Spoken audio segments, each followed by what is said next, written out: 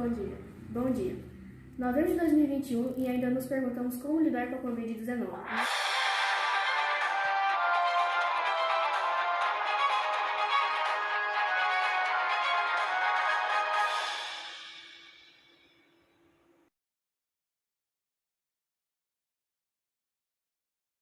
Após a declaração do status da pandemia feita pelo diretor-geral da OMS, países foram notificados a tomarem medidas de prevenção contra a Covid. Especialistas apontam que o risco de desenvolver doenças mentais tem aumentado nesses últimos anos de pandemia. Cientistas ainda investigam sequelas permanentes da doença. Em relação ao distanciamento social, o fechamento de atividades não essenciais e a proibição de shows, festas, entre outras comemorações esportivas e sociais, geraram em torno de mais de 350 mil eventos adiados, ou 90 bilhões de reais perdidos, segundo a Associação Brasileira de Bares e Restaurantes. Esses eventos, em 2021, começarão a retornar, ainda com medidas preventivas, como o distanciamento social, o uso de máscara, além da redução do número de pessoas nesses locais.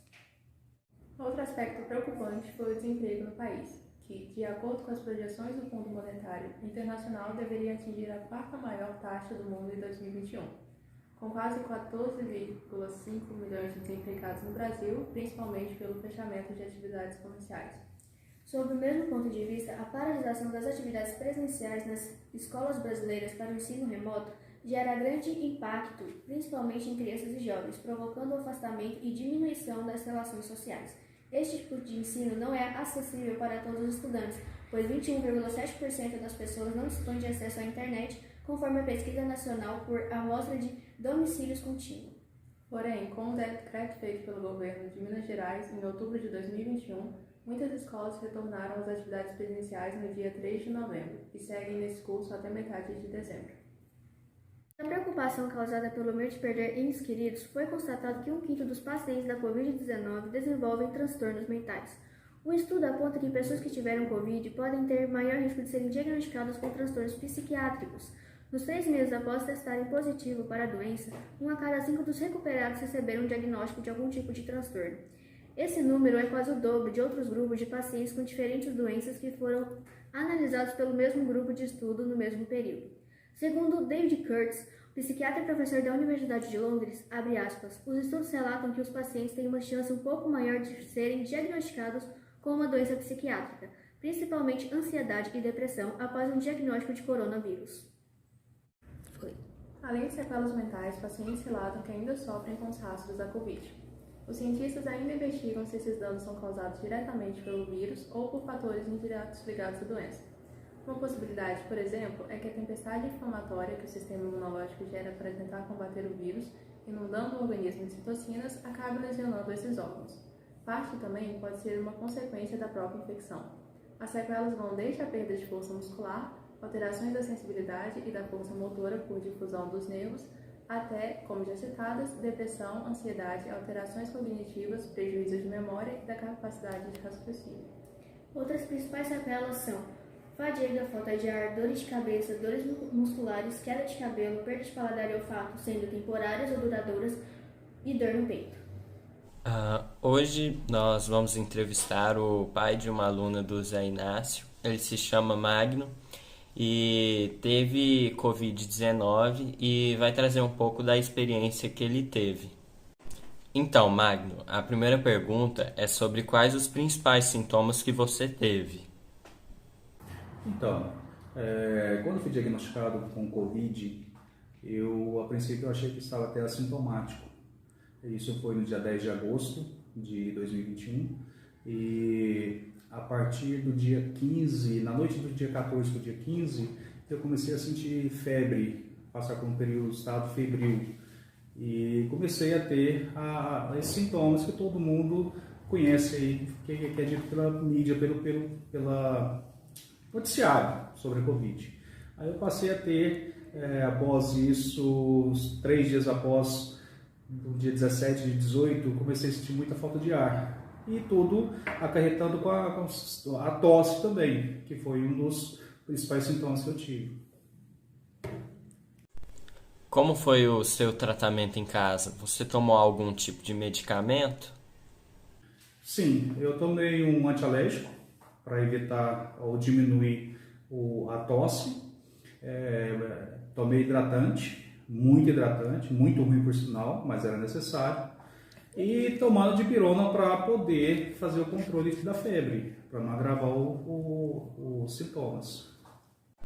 Depois do isolamento, você teve dificuldade em alguma atividade rotineira, como subir escadas? Ah, com certeza. Talvez esse seja o pior o pior da doença. Às vezes nem durante o período que eu estava contaminado eu senti tanto quanto eu sinto hoje. Hoje, para subir um lance de escada, de três lances de escada, por exemplo, chegar até em casa, até o apartamento, eu já sinto uma falta de ar. E até para conversar. Às vezes, para conversar, me dá essa...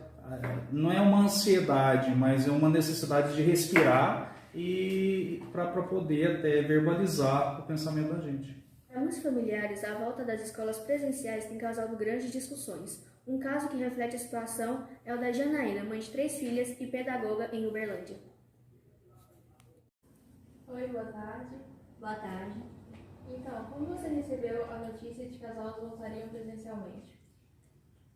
Com uma certa preocupação.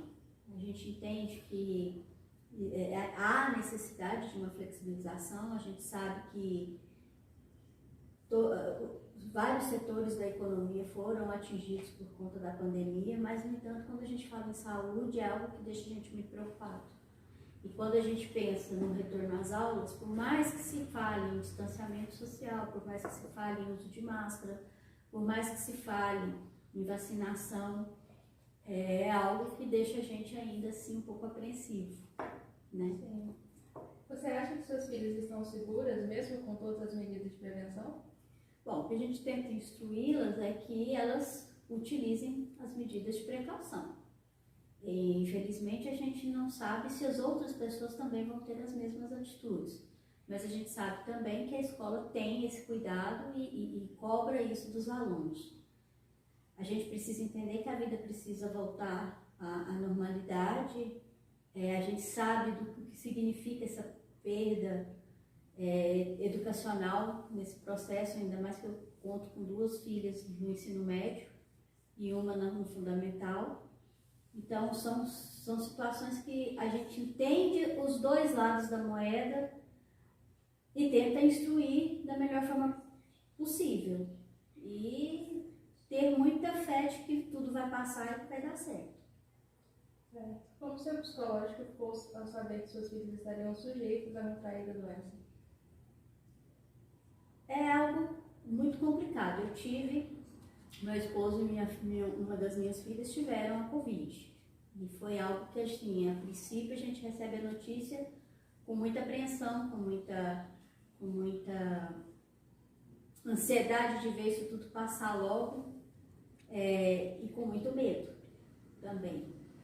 Mas correu tudo bem, embora todo esse medo, né, eles não precisaram de nenhum cuidado hospitalar, mas é algo que a gente se preocupa muito e não foi fácil, né? Os primeiros dias a gente vê a evolução da doença, vê ela passando, a necessidade de que passe logo, a vontade de que isso acabe depressa. A gente sabe que depois que ela passa ainda há algumas situações que a gente precisa observar, mas quando aí volta a pensar que todos vamos ter que convivermos novamente, é algo que a gente não deixa de preocupar. Mas ainda assim acreditando que a questão da vacinação, os cuidados, né, a conscientização é a única coisa que a gente sabe que pode proteger a gente realmente. Obrigada pelo seu tempo. Eu que agradeço. E com os próximos trabalhos da Mostra dos Saberes. Bom dia. Bom dia.